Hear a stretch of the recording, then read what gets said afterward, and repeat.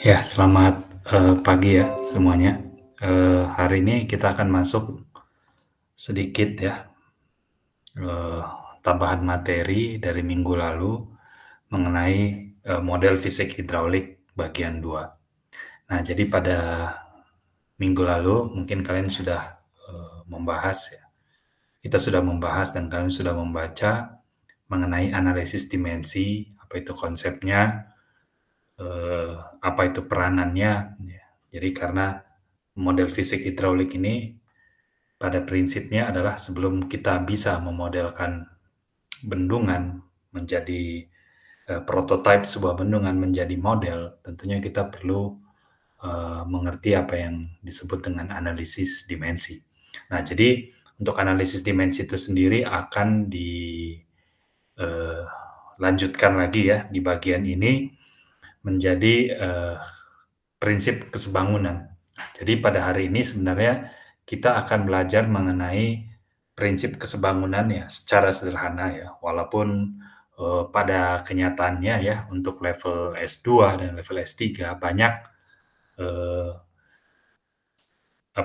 analisis-analisis yang tidak kalian pelajari nanti di S1. Ya, jadi, pada hari ini kita akan fokus dulu ya, apa itu, model dan prototipe, bagaimana sebenarnya sebuah bendungan ataupun pelimpah ya, yang ukurannya mungkin bisa mencapai puluhan meter, dimodelkan ukuran laboratorium mungkin ukurannya tinggal hanya ya setengah meter atau bahkan lebih kecil ya, 10 senti, 30 senti, seperti itu ya. Nah, kalau kita lihat, eee, dalam model fisik hidraulik, nanti kalian sering mendengar ya, model dan prototipe. Apa itu model, apa itu prototipe. Nah, prototipe kita sudah tahu itu adalah kondisi aslinya. Jadi, kalau kalian lihat ya, mungkin kalian punya miniatur mobil, ya, miniatur mobil itu adalah model, ya. Sementara mobil aslinya, ya, itu adalah prototipe. Jadi, sebisa mungkin model itu dibuat menyerupai prototipe. Nah, itu adalah konsep dari model fisik hidraulik ataupun prinsip, kesebangunan begitu ya. Jadi, ya kalau mobil, Mercedes gitu ya, aslinya ya itu kan mungkin panjangnya 4 meter begitu ya. Nah, kalau mau diskalain jadi 1,50 contoh ya. Nah, jadi mungkin jadi berapa dia, jadi 2 senti contoh ya. Seperti itu perbandingannya. Nah, kalau kita lihat di situ, ya, kenapa, kalau misalnya kalian punya mobil, Mercedes atau BMW kan kalian sering lihat miniaturnya, gitu ya. Nah, miniaturnya ini kalau dituliskan skalanya misalnya 1:20, artinya 1 meter di model atau 1 sentimeter di miniatur itu mewakili 20 sentimeter, aslinya, gitu ya. Nah, jadi artinya kalau miniatur itu dibesarkan 20 kali, maka itu adalah kondisi mobil, Mercedes itu yang sebenarnya, gitu ya. Nah, jadi kalau kita lihat di situ, sebenarnya mobil Mercedes tadi itu diskalakan menjadi model atau prototipe Mercedes itu, diskalakan menjadi model berdasarkan prinsip, eee, kesebangunan geometrik, ya. Nah, jadi intinya kalau panjang panjang model itu ya, dikalikan misalnya, skalanya menjadi panjang sebenarnya, maka, penskalaan dari prototipe ke model itu kita sebut dengan geometric similarity ya, atau sebangun secara geometrik. Nah, ternyata dalam model fisik hidraulik nggak cukup seperti itu, gitu ya. Jadi kalau kalian mau contoh ya, kalian punya, bendungan gitu ya, bendungan Jatiluhur misalnya.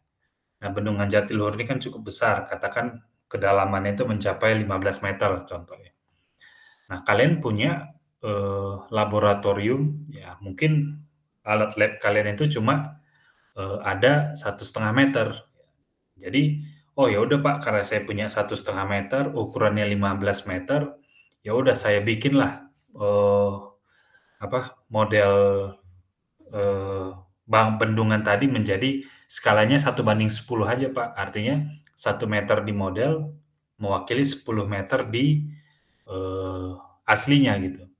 Nah, tidak bisa seperti itu ternyata kalau, kita berhadapan dengan model fisik hidrolik. Jadi intinya kalau di arsitek mungkin kalian sering melihat ya, teman-teman kalian arsitek membuat maket gitu ya. Nah, mungkin maket itu adalah sebangun secara geometrik, geometric similarity gitu ya. Jadi, benar-benar ukuran misalnya ukuran gedung ya misalnya 3 kali 3 meter dibuat jadi 3 senti kali 3 senti dan semuanya ukurannya itu harus mengacu kepada skala tersebut. Nah, kalau kita melihat, apa, di model fisik hidrolik, ya kalau misalnya bendungan tadi ukurannya 15 meter kita skalakan menjadi 1,5 meter, artinya kan 10 kali, ya. 10 kali, sekarang bagaimana dengan debitnya gitu? Apakah debitnya juga boleh nggak kita skalakan 10 kali? Secara langsung seperti itu. Tadi debitnya mungkin 100 meter kubik per detik yang aslinya, jadilah menjadi 10 meter kubik per detik gitu contoh, kalau 10 kali. Tidak bisa gitu ya. Nah, jadi berdasarkan prinsip dan alasan tersebut begitu ya, untuk model dan prototipe dalam, kasus-kasus hidrolika. Nah, kita mengenal ada 3 prinsip kesebangunan, ya. Yang pertama itu adalah geometric similarity, yaitu sebangun secara geometrik. Kemudian yang kedua adalah kinematic similarity, artinya sebangun secara kinematik. Dan yang ketiga adalah dynamic similarity, itu artinya sebangun secara dinamik. Nah, bagaimana pengaruh ya dari semua kesebangunan ini dalam menskalakan model fisik hidrolik gitu ya. Jadi yang darinya besar menjadi kecil. Nah, kalau dia mau benar-benar sempurna, ya artinya tiga-tiganya ini harus dipenuhi. Nah, tetapi kadang kala sulit ya untuk memenuhi tiga-tiganya. Nah, jadi kita coba di sini ya. Apa itu geometric similarity? Ya. Nah, kalau kita lihat model itu adalah sebenarnya reduksi secara geometris ya. Jadi, reduksi atau pengurangan geometris daripada prototipe dan dipenuhi atau dapat dilakukan dengan, membuat ya sebuah skala yang fix gitu ya. Jadi perbandingan ukuran panjang pada model dan prototipe itu adalah sama. Nah, kuncinya di situ kalau geometric similarity ya. Jadi ukuran panjang pada model dan prototipe, perbandingan ya, perbandingan ukuran panjang pada model dan prototipe itu adalah sama. Nah, biasanya kalau kita berhadapan dengan, kesebangunan geometrik, maka kita mengenal beberapa, quantity atau parameter ya, yaitu panjang, luas, dan volume. Ini sangat-sangat standar sekali gitu. Jadi kalau, kita mau menskalakan panjang ya skalanya itu bisa 1:10, kalau luas skalanya berapa? Ya jadi 1 dibanding 10 kuadrat gitu ya, 1:100 ya. Artinya kalau kalian membuat, areanya itu lebih kecil 1 meter, artinya kalian membuat, areanya itu menjadi, dengan skala kuadrat begitu ya. Nah, jadi kalau kita, modelkan atau kita, lihat secara matematis ya, rasio dari, kesebangunan geometrik itu adalah LR sama dengan LP dibagi LM. LP ini sendiri adalah prototype, ya biasa yang kita sebut dengan prototype dan LM ini sendiri adalah model. Nah, jadi rasio dari, kesebangunan geometrik bisa dinyatakan seperti ini. Nah, kalau kita lihat, tadi kan baru panjang ya, baru panjang. Nah, panjangnya itu adalah LR, LP dibagi LM, atau ini bisa juga depth ya, apa nih, D ya, simbolnya D, DP dibagi DM. Nah, kemudian kalau luas, bagaimana dengan luas gitu? Luas sebenarnya adalah, simpel ya, sebenarnya adalah, kalau luas itu kan secara analisis dimensi kalian sudah, paham gitu ya, di analisis dimensi kalau luas itu, kuadrat daripada, panjang gitu ya. Jadi, di sini AP dibagi AM itu sama dengan LR kuadrat. Ya, saya rasa ini sangat bisa dimengerti ya, cukup simpel.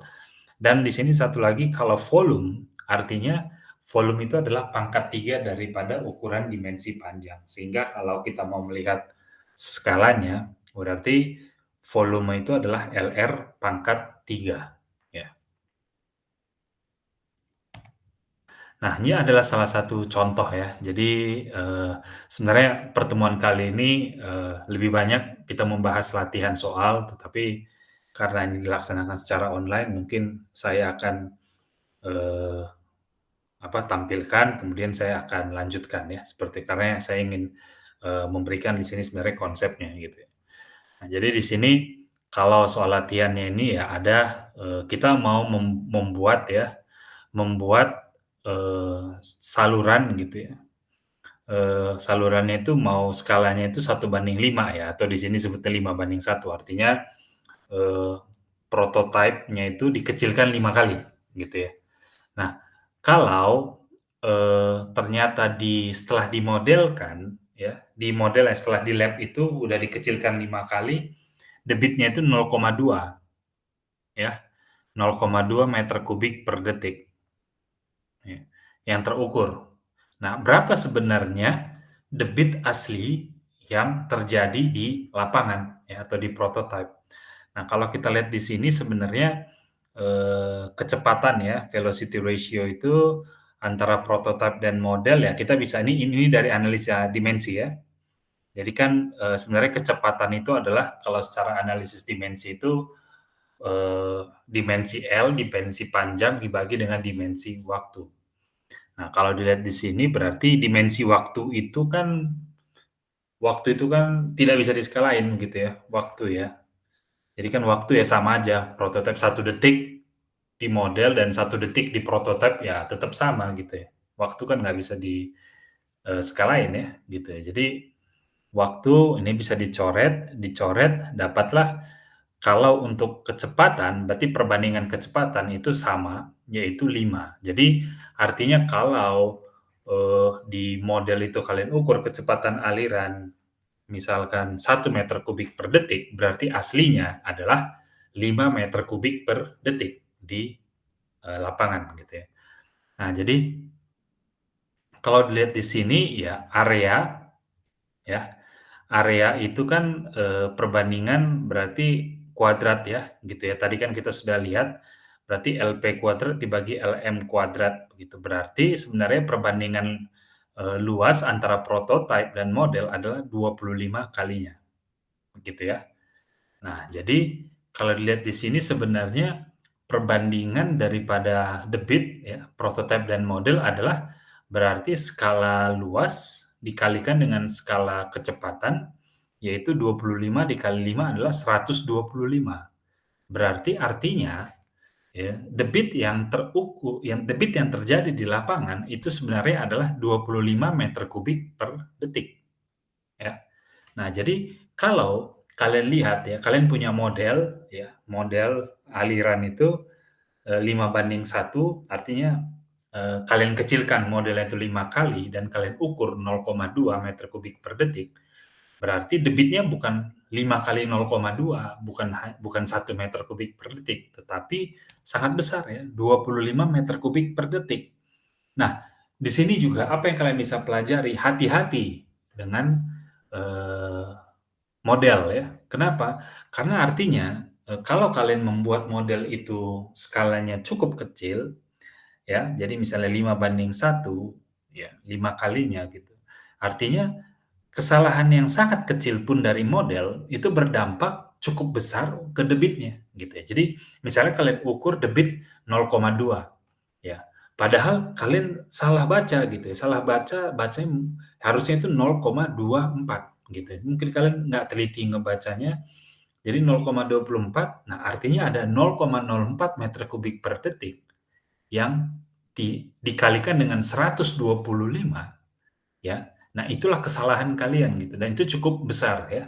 Di s apa, di kadang untuk kasus-kasus tertentu, kesalahan yang sangat kecil di model berdampak cukup fatal di aslinya. Nah, jadi di sini kalau dilihat ya kalian harus berhati-hati dengan, penskalaan, eee ini ya, penskalaan model ke prototipe gitu ya. Nah, yang kedua itu adalah prinsip, kesebangunan kinematik.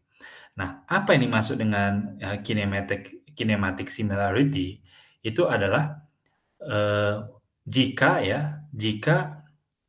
eee, perbandingan kecepatannya itu ya, eee, bila model dan prototipe sebangun geometrik dan perbandingan. Ingat ya, jadi bila model dan prototipe itu secara geometrik sebangun, kemudian perbandingan kecepatan dan percepatan di dua titik yang bersangkutan pada model dan prototipe untuk seluruh pengaliran adalah sama. Jadi intinya kalau kinematic similarity ya, pertama, eee, harus terpenuhi geometric similarity, itu harus terpenuhi dulu.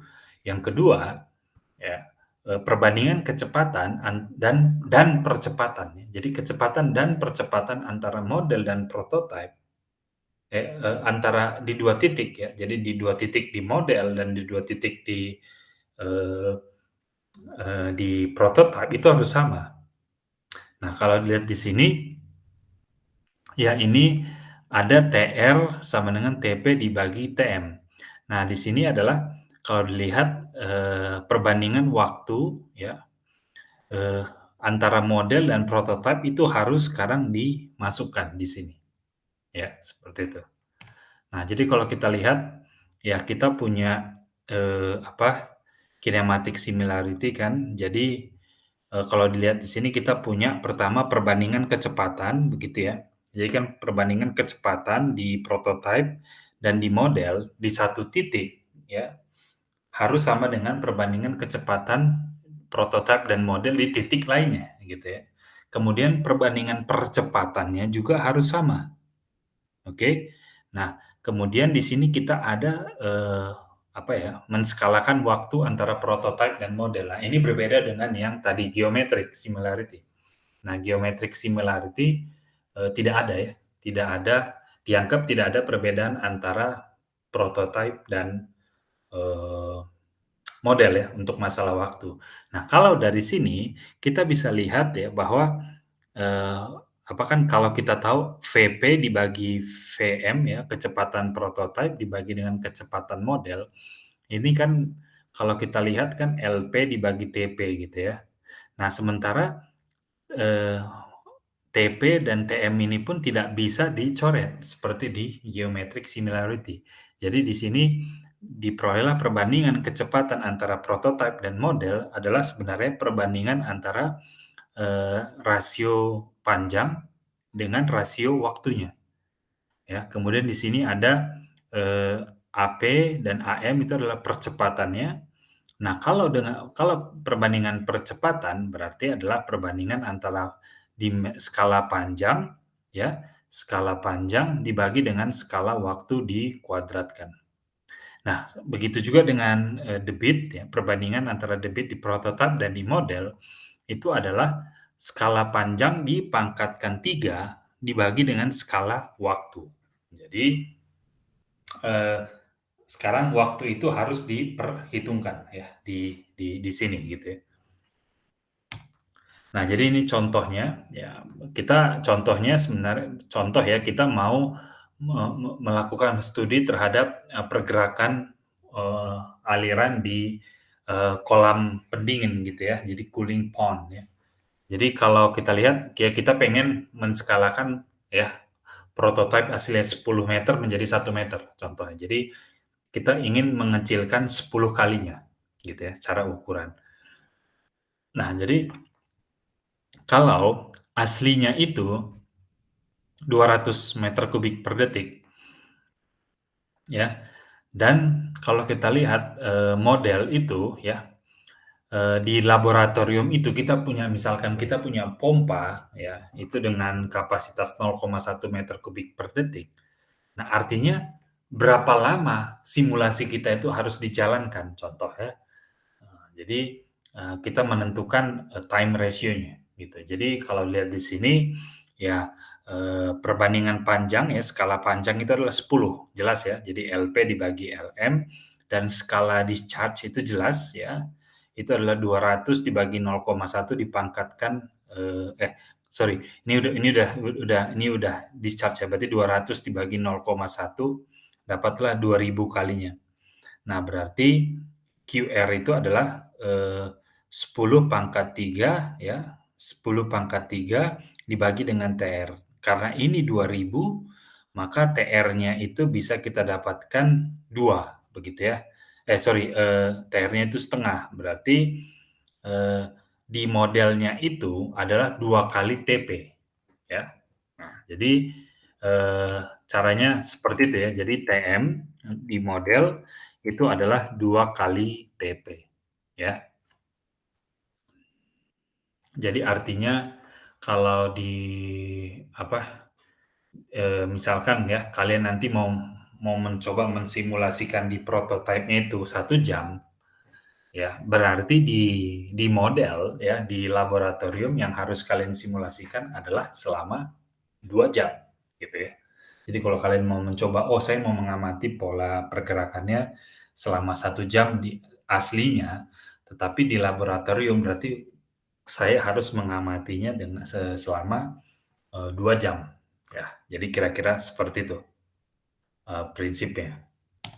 Nah, yang ketiga adalah, dynamic similarity, ya. Jadi kalau, apa yang disebut dengan dynamic similarity ya, jadi pertama berarti, geometric similarity dan kinematic similarity itu harus terpenuhi.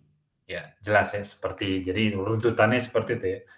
Kemudian, serta gaya-gaya yang bersangkutan pada model dan prototipe untuk seluruh pengaliran, ya, maka perbandingannya harus sama.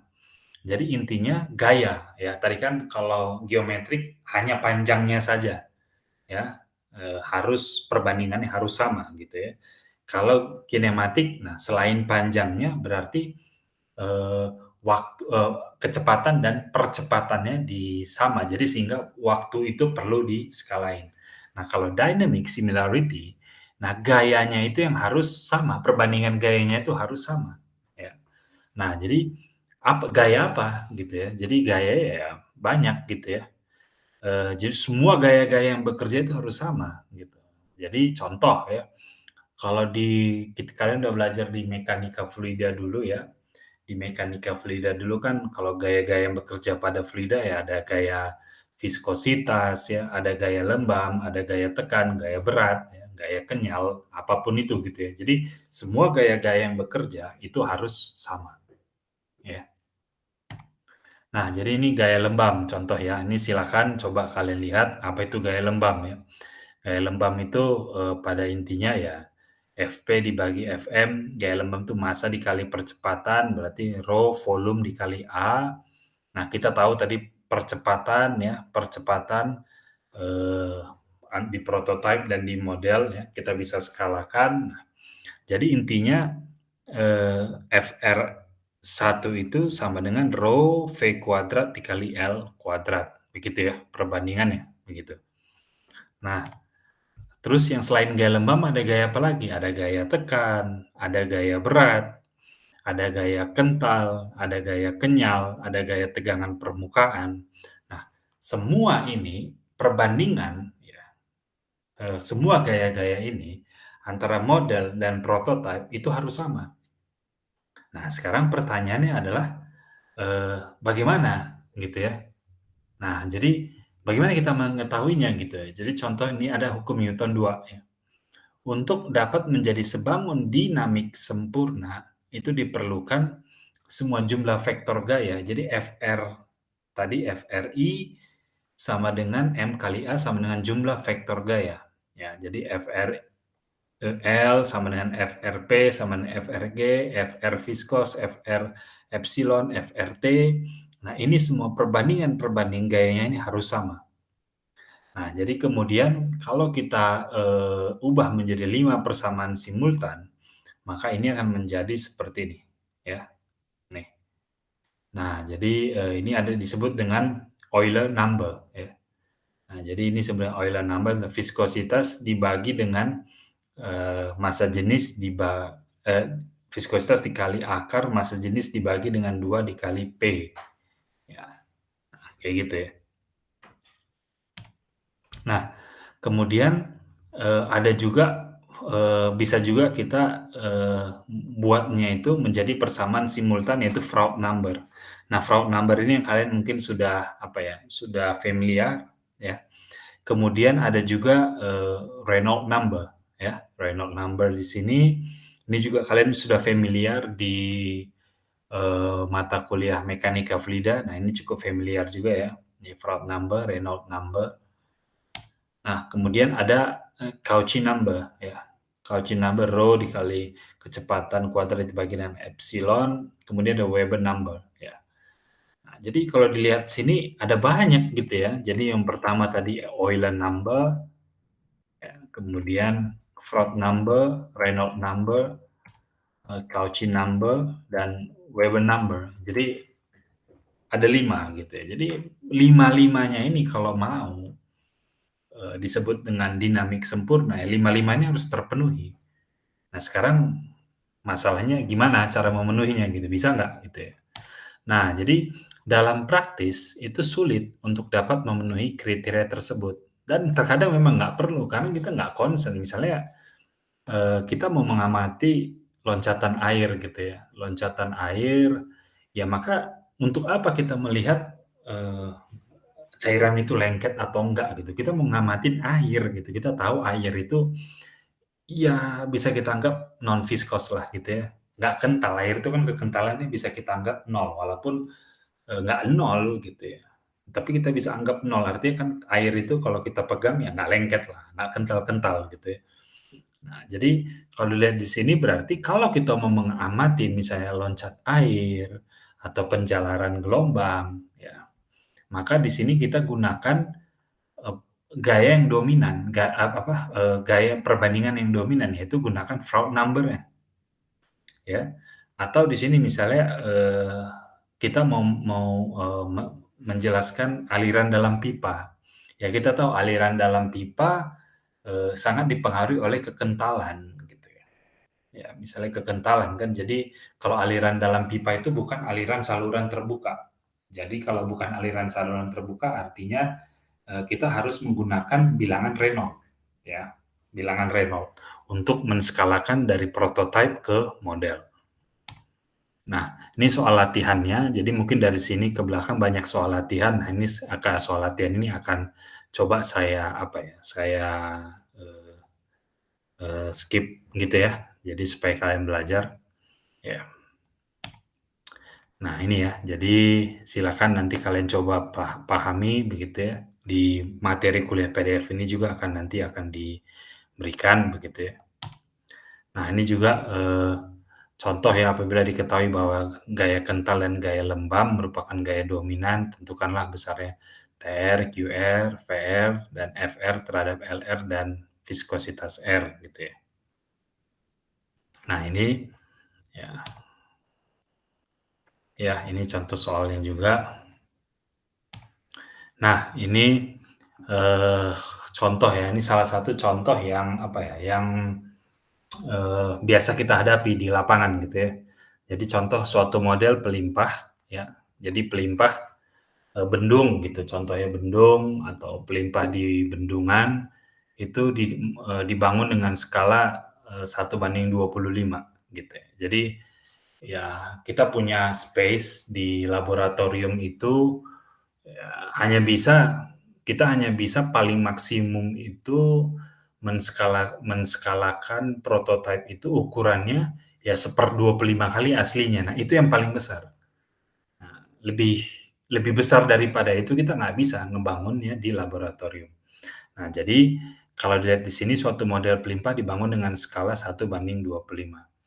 Kemudian melintang, saluran percobaan dengan lebar 0,61 meter. Jadi, pelimpahnya lebarnya 0,61 meter, kemudian tinggi prototipenya ya, tinggi pelimpahnya itu kurang lebih 11,4 meter, dan tinggi air maksimum di atas pelimpah itu 1,52. Jadi artinya, air itu berada dari dasar kurang lebih 11,4 ditambah dengan 1,5. Nah, sekarang ditanya, kalau kita mau menskalakan prototipe ini ke model dengan skala 1:25, berapa tinggi model dan berapa head model? Kemudian bila aliran pada model dengan head 61 mm adalah 0,02 meter kubik per detik, berapa debit per meter lebar pada prototipe? Ya, kemudian yang ketiga, bila pada model terjadi loncat air setinggi 26 mm, ya, berapakah tinggi loncat air pada prototipe? Nah, ini yang cukup apa ya, cukup sering dilakukan gitu ya. Kadang kita mau mengamati terjadinya loncatan air di aslinya, tapi kita nggak mungkin mencoba langsung kita bangun langsung bendungan aslinya terus kita amati gitu, enggak gitu ya. Kadang untuk menghemat biaya nggak mungkin kita ngebangun itu sebesar itu. Nah, jadi kita bangun di laboratorium, lalu kita lihat kalau di laboratorium terjadi loncatan air. Nah, setinggi 26 mm. Ini sebenarnya nanti ketika di lapangan terjadinya kurang lebih berapa gitu ya. Nah, jadi itu tujuan kita belajar model fisik hidrolik. Kemudian yang keempat adalah bila energi yang hilang pada loncat air pada model adalah 112 W, ya, kemudian berapa energi yang hilang pada prototipe. Nah, ini juga sering ya. Jadi kalau kita hitung, kita kan kadang kalau mau ngebangun PLTA gitu ya, atau PLTM, eh, kalau PLTM sih jarang ya dibuat model fisik ya. Biasanya PLTA gitu ya. Nah, biasanya kita lihat gitu ya. Oh, ternyata kalau kita modelkan dulu supaya nggak terlalu banyak kehilangan head kita, ya kita modelkan ya, bendungan kita itu tadi atau spillway kita tadi, namanya kita hitung nanti berapa energi yang hilang di model. Nah, bagaimana kita mensinergikannya, mengkorespondensikannya dengan kilang energi yang sebenarnya terjadi gitu ya. Nah, jadi seperti biasa apa yang harus kita lakukan adalah skala model ya. Kita lihat oh skala model ternyata 25 ya. Seperti pada di soal tadi skala model itu ada 25 ya. Di sini 1:25. Kemudian tinggi model ya berarti tinggi model kalau skala modelnya 25 berarti 1/25 kali 11,4 itu ada 0,456 meter. Jadi kurang lebih 0,456 meter harus kita buat di model di laboratorium panjangnya benar-benar 0,456 meter. Kemudian head model ya, tinggi air tadi 1,52. Nah, kita harus set sedemikian rupa sehingga ketinggian air di atas pelimpah tadi itu adalah 0,061 meter. Nah, kalau kita lihat ya, kita mau mengamati apa? Loncat air tadi ya. Tadi ada kata kunci ada loncat air, kemudian saluran terbuka. Nah, kalau saluran terbuka, maka gaya apa yang dominan? Itu adalah gaya gravitasi, ya. Gaya gravitasi yang dominan sehingga kalau kita buat tadi berarti perbandingan bilangan Froude ya. Perbandingan bilangan Froude antara prototipe dan Froude di model, nah itu harus sama gitu ya. Nah, jadi kemudian kalau dilihat di sini tadi ya, jadi kan kalau gaya gravitasi yang dominan, nah gaya gravitasi, nah itu adalah bilangan Froude tadi kan. Ya, aduh sorry. Ya, jadi dari sini kita coba lihat dapatlah kita bisa mendapatkan kalau ini perbandingan gaya gravitasi kan pasti semua ya, sama ya, gravitasi di model sama gravitasi di prototipe harus sama gitu. Jadi kalau dilihat di sini dapatlah skala TR ya, TR skala waktu tadi itu adalah akar daripada LR ya, akar daripada LR. Kemudian maka besarnya Q prototype ya, Q prototype itu adalah QR itu pangkat 5/2 ya, 5/2. Jadi tidak lagi debitnya seperti tadi, tadi kan langsung kalau debit ya kita tadi kan kalau hanya sebangun geometrik ya kalau debit ya tinggal kita debit itu meter kubik per detik berarti hanya L pangkat 3 gitu perbedaannya. Sekarang tidak gitu ya, ada jadi LR pangkat 5/2. Jadi tadinya pangkat 3 sekarang hanya pangkat 2,5. Jadi di sini kita lihat Q prototipe-nya itu adalah sekitar 62,5 meter kubik per detik.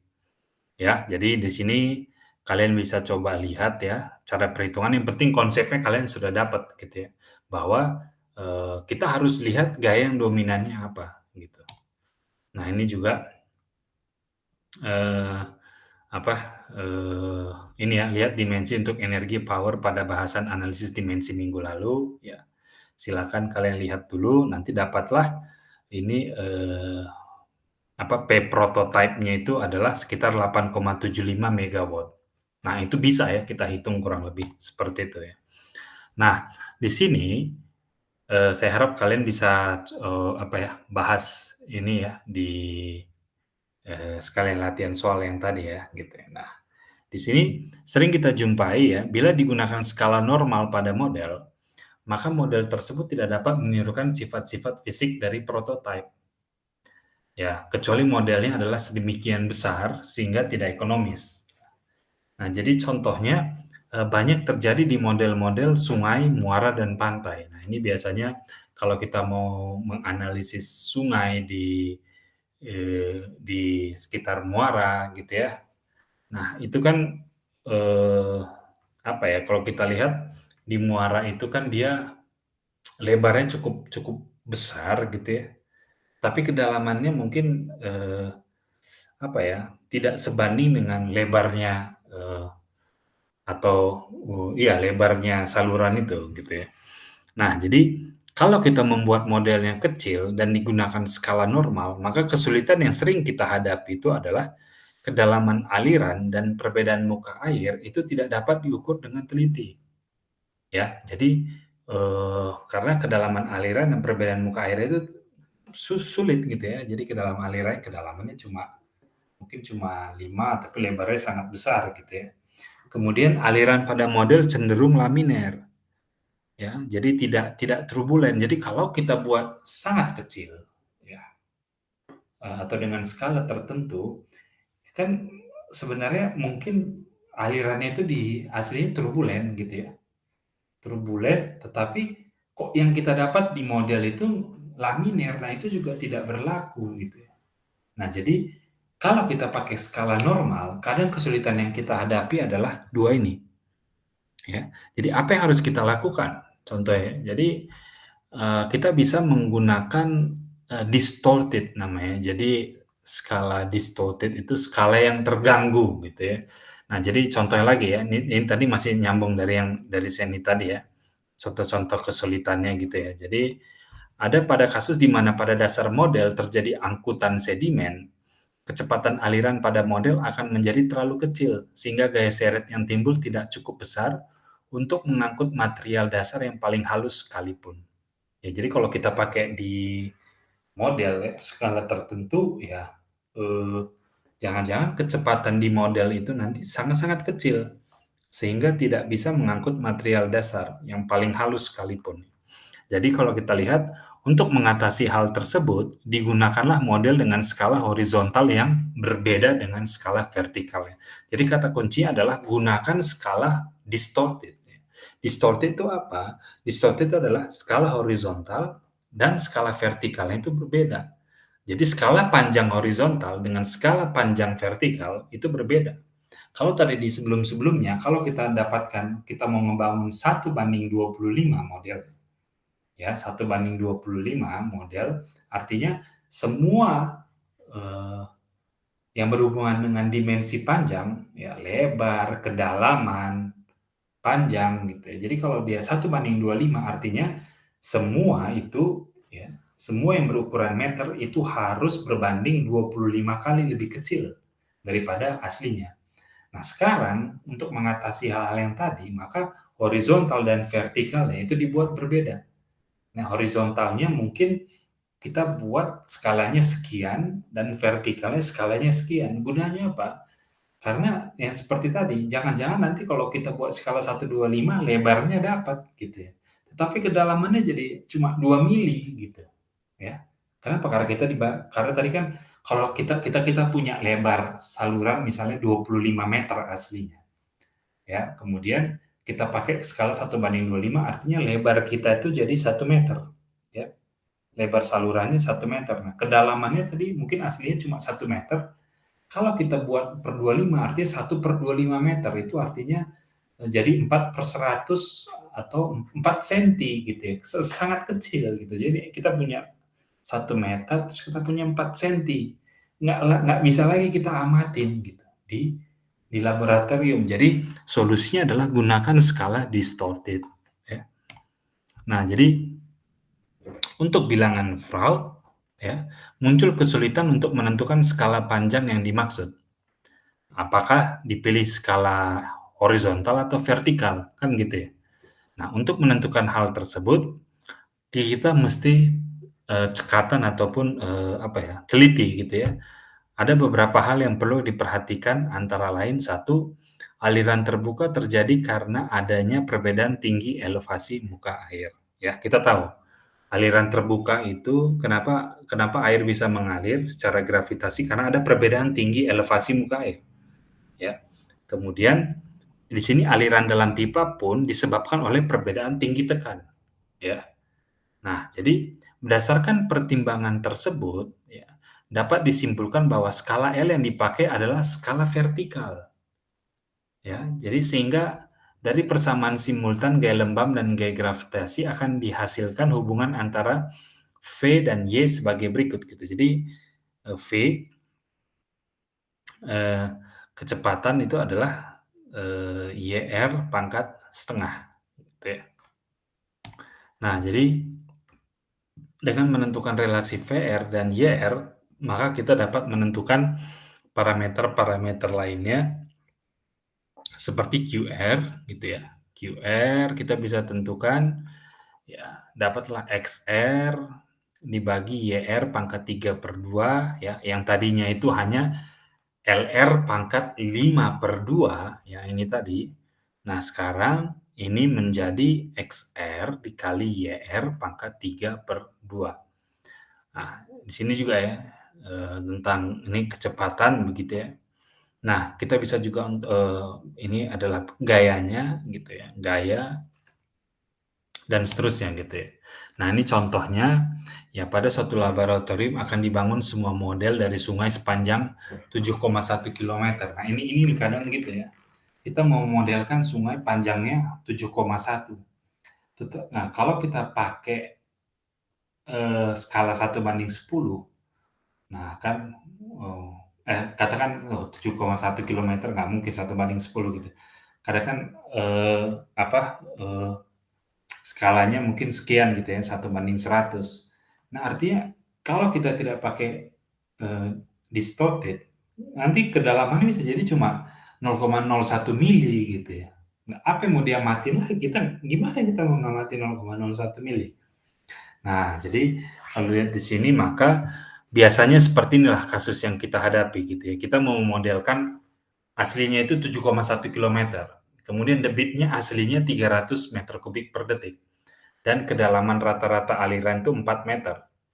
Nah, kemudian kita tahu lebar sungai rata-rata adalah 50 meter, dan koefisien Manning sungai adalah 0,035. Nah, permasalahannya adalah di laboratorium kita cuma punya panjangnya 18 meter. Nah, sekarang Anda sebagai ahli hidrolika ditanya gitu ya, berapa sih skala modelnya gitu, kemudian berapa koefisien kekasaran modelnya, dan berapa debit pompa maksimum di laboratorium. Ya, bila debit maksimum sungai itu 850 meter kubik per detik. Nah, ini ada, eee, apa, solusinya begitu ya. Jadi tentukan skala panjang dulu, nah dapatlah skala panjang horizontal berarti 7.100 dibagi 18 meter, dapatlah kurang lebih 400 kali gitu ya. Jadi kalau kita mau lihat ya berarti skalanya 1/400 gitu. Jadi kalau tadi kedalamannya hanya 4 meter, kalian bagikan 1/400, wah itu kan artinya, eee, apa, kedalamannya sangat-sangat kecil gitu, nggak bisa lagi diamati gitu ya. Kemudian kita tentukan rasio skala apa, horizontal dan vertikal gitu ya. Nah, jadi kalau kita tentukan, nah kalian mau berapa gitu ya, mau 5, nah contoh ya, ya bisa-bisa aja gitu, kita mau 5 lah kurang lebih gitu ya, berarti YR-nya itu ada 80 ya, karena XR-nya 400 berarti YR-nya itu 80.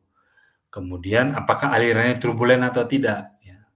Kita cek, ya aslinya itu kalau turbulen maka di model itu juga harus turbulen, seperti itu ya. Nah ini kalian cek ya, kalian cek kemudian, diperolehlah, oh ternyata turbulen, oke gitu ya, turbulen. Kemudian rumus Manning-nya juga untuk sungai yang sangat lebar ya kita buat, dapatlah 0,038 Manning-nya gitu ya.